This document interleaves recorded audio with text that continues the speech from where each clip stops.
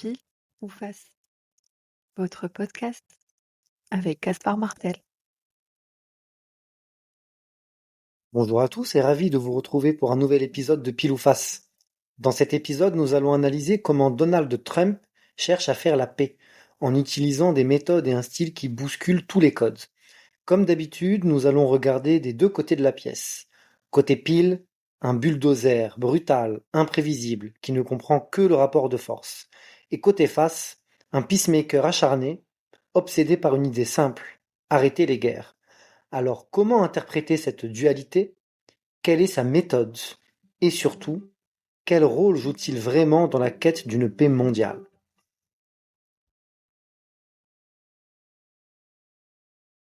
Tout d'abord, pour comprendre Donald Trump, il faut ouvrir sa boîte à outils de la paix par la force. Contrairement à l'Europe, qui répète toujours les mêmes recettes, condamnation, sanctions symboliques, diplomatie de salon, Trump, lui, varie ses leviers. D'abord, l'imprévisibilité. Il brouille les cartes. Un jour, il menace et tape fort.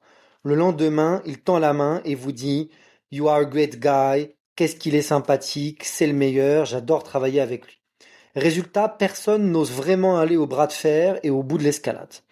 Ensuite, le deuxième levier, c'est l'ambiguïté stratégique, ou encore la stratégie du brouillard en langage militaire. Il entretient volontairement le doute. Jusqu'où ira-t-il? Personne ne le sait vraiment, et c'est justement ça qui pousse ses adversaires à céder. Il fait fort tout d'abord pour voir les limites et les logiciels de chacun, et adapte ensuite en conséquence pour atteindre ses objectifs.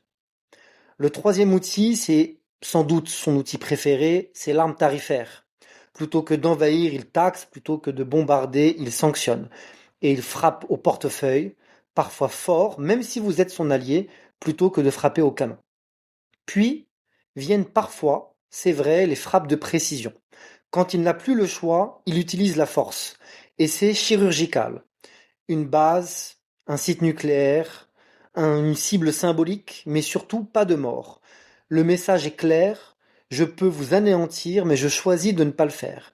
Et c'est sans doute ici une vraie différence avec les Européens, par exemple, qui hésitent quand il faut vraiment passer à l'action. Lui, il en est capable, évidemment parce qu'il a la plus grande armée du monde, et quand il n'a pas le choix, il le fait. Enfin, le cinquième levier, on pourrait l'appeler, c'est très américain, le go big. Quand il agit fort, très fort, c'est massif, c'est spectaculaire, et c'est même théâtral. Et donc ça crée un choc psychologique chez ses opposants, et même parfois chez ses alliés, et ça permet ainsi de verrouiller le rapport de force en sa faveur. Enfin, il fait ce qu'il dit. Contrairement à beaucoup de dirigeants, ses paroles deviennent des actes, même quand c'est brutal, et elles forcent le respect et la prudence. Voilà donc en fait sa boîte à outils. C'est l'imprévisibilité, l'ambiguïté, les sanctions, les frappes chirurgicales, la stratégie du choc psychologique qui permettent de renforcer sa crédibilité. En fait, c'est un arsenal assez unique, puisqu'évidemment, il a aussi la première économie et la première armée du monde, qui lui permet, s'il le souhaite, de pouvoir imposer la paix. Et comme vous le savez, cette boîte à outils est actuellement utilisée par Donald Trump dans certains conflits. Alors faisons un petit tour d'horizon de ces conflits pour voir comment est-ce qu'il utilise l'ensemble de ces leviers.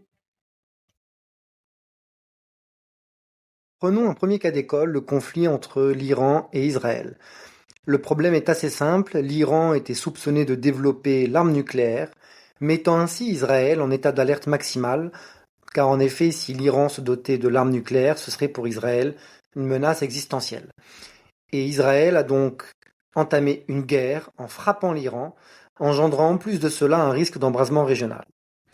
Alors, si on rétropédale un petit peu, lors du premier mandat de Donald Trump, tout d'abord, concernant le nucléaire iranien. Donald Trump avait défait les accords sur le nucléaire iranien qui avaient été ratifiés par son prédécesseur, Barack Obama, et avait remis une pression maximale d'un point de vue économique sur l'Iran, avec les habituelles sanctions étouffantes, les embargos pétroliers, l'isolement bancaire, etc. Ensuite, lors du mandat actuel de Donald Trump, où la situation s'est effectivement embrasée entre l'Israël et l'Iran, il a réalisé des frappes ciblées sur le site nucléaire iranien, ou plutôt sur les sites nucléaires iraniens, détruisant totalement ou partiellement les installations actuelles. Et ça a été fait via une mission éclair qui aura permis de mettre fin à la guerre des 12 jours entre Israël et l'Iran. Et le signal est en fait assez fort. Je peux vous détruire, mais je décide de détruire uniquement vos installations nucléaires et non pas de détruire votre pays. Et donc le résultat est assez simple. Téhéran a été forcé de revoir ses calculs et son ambition nucléaire, en tout cas à court terme, car peut-on vraiment éliminer une ambition d'acquérir l'arme nucléaire? Ça, c'est un autre sujet. En tout cas, c'est un exemple typique de la brutalité calibrée pour imposer une désescalade de la part de Donald Trump. Prenons un deuxième cas d'école, le cas d'école Russie-Ukraine. Alors pour rappel, on a réalisé dans Pile ou Face une série en 4 épisodes sur le conflit entre la Russie et l'Ukraine qu'on vous invite évidemment à écouter. Et donc le problème est le suivant, c'est une guerre qui dure depuis maintenant 2022 avec des milliers de morts, un enlisement militaire, ça coûte des milliards et cela a en plus consolidé l'axe Russie-Chine. Et donc Donald Trump, dans ce conflit, a joué une danse en plusieurs temps. Tout d'abord, dès qu'il est arrivé au pouvoir, il a communiqué en disant qu'il souhaitait arrêter cette guerre et que c'était l'une de ses priorités. Deuxième temps, il a tout d'abord tordu le bras à Vladimir Zelensky. Donc Vladimir Zelensky, vous vous souvenez, cette fameuse réunion dans le bureau ovale, évidemment très éloignée des codes diplomatiques habituels, mais c'était en fait pour envoyer un message très clair. C'est moi qui décide, car c'est moi qui fournis l'aide militaire. Et si mon prédécesseur Joe Biden n'avait pas de souci avec cette guerre qui dure, qui fait 1500 morts par jour, qui coûte des milliards, eh bien moi, Donald Trump, ce n'est pas mon cas. Cette guerre doit s'arrêter, car elle coûte cher et car elle fait des morts. Et s'il faut faire des concessions, notamment territoriales, s'il faut parler à Vladimir Poutine, eh bien on le fera. Troisième temps, ça a été tout d'abord de couper l'aide sur les renseignements militaires et sur l'approvisionnement en outils et en matériel militaire à l'Ukraine, pour envoyer en fait un message à Moscou. Je peux, moi, États-Unis, stopper ton adversaire, ou du moins le ralentir fortement, l'affaiblir fortement. Et voyant que Vladimir Poutine et la Russie ne cessaient, malgré cela, leurs attaques et leurs avancées en Ukraine, eh bien, il a décidé de rétablir son aide en termes de renseignement et d'approvisionnement militaire pour envoyer le message inverse. Vladimir Poutine, ce n'est pas toi qui décides, c'est moi. Et cela lui permet de se positionner en quelque part en tiers de confiance, ou plutôt en tiers d'autorité vis-à-vis et de l'Ukraine et de la Russie. Et c'est pour ça qu'aujourd'hui Donald Trump est au cœur du jeu. Mais voyant que Vladimir Poutine ne cessait toujours pas ses avancées en Ukraine, il a alors agité sa menace favorite, les sanctions économiques. En effet, il a menacé d'appliquer des sanctions économiques de second niveau, autrement dit une augmentation des droits de douane, sur tous les pays qui continuent à acheter le pétrole et le gaz russe, notamment Chine et Inde en tête, ce qui permet en fait à la Russie de tenir économiquement et donc quelque part de financer cette guerre. Il donne 60 jours à la Russie pour stopper les affrontements, sinon il mettra ses menaces à exécution. Et quelques semaines plus tard, comme par magie, on retrouve Vladimir Poutine et Donald Trump dans un sommet historique en Alaska. Ni européen, ni Zelensky, avec une mise en scène forte matérialisant en fait la reprise du dialogue et l'officialisation du début des négociations d'État à État, qui sera suivi sous peu de réunions bilatérales puis trilatérales. La paix est aujourd'hui à portée de main et c'est sans doute et notablement grâce à Donald Trump, qui a bien compris qu'il vaut mieux un mauvais accord pour l'Ukraine qu'une bonne guerre contre la Russie. Donald Trump, sur ses différents mandats, s'est également impliqué dans plusieurs conflits, bien moins médiatisés mais tout aussi explosifs.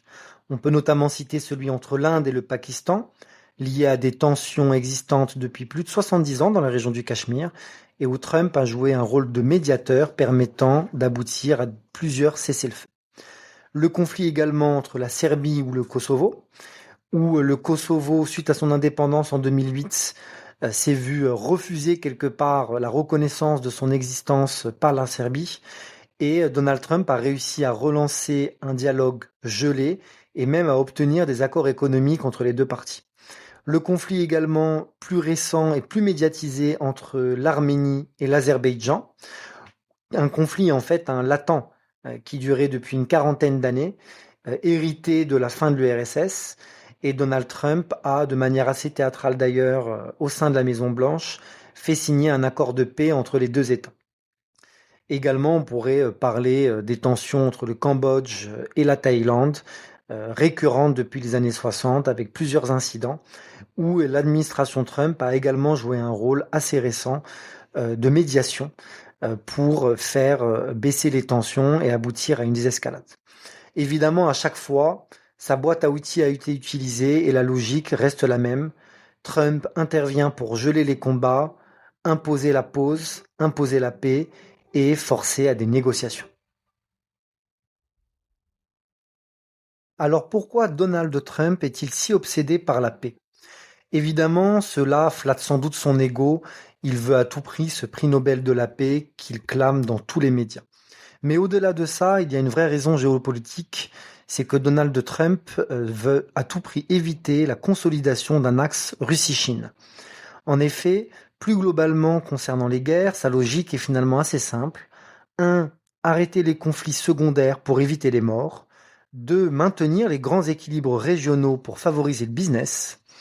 Et 3. Remettre l'Amérique au centre du jeu, en créant un nouvel axe historique, jamais vu auparavant, un axe États-Unis-Russie, pour décrocher la Chine de la Russie et permettre la consolidation de l'hégémonie américaine qui évidemment serait fortement mise à mal si la Russie et la Chine se mettaient ensemble sur le très long terme. Alors concernant la paix ou la guerre, c'est au choix. Qui est donc Donald Trump? En effet, le vrai débat, ce n'est pas de savoir si c'est un beauf, un misogyne ou un personnage vulgaire. Si c'est le cas, c'est surtout un problème pour sa famille, pour ses proches ou encore pour les Américains. Mais en tant qu'Européens, ce qui devrait nous importer, ce sont ses actions en tant que président en faveur de la paix. Et force est de constater qu'il agit, avec ses outils et avec ses méthodes. Là où d'autres prolongent les conflits, Trump cherche à les arrêter. Là où beaucoup de dirigeants européens se contentent de postures, Trump prend des mesures concrètes. Côté pile, c'est effectivement un tortionnaire politique, brutal, imprévisible et qui ne comprend que la force. Côté face, un peacemaker acharné qui connaît le prix de la vie humaine et qui agit pour arrêter les guerres. Un homme qui croit en une seule règle, la paix ne se proclame pas, elle ne se discute pas, elle s'arrache. Ainsi s'achève notre épisode. Merci de nous avoir écoutés, la pièce est entre vos mains. Pensez à vous abonner, à partager, à commenter, et on se retrouve autour d'autres épisodes et thématiques pour décrypter le monde qui nous entoure.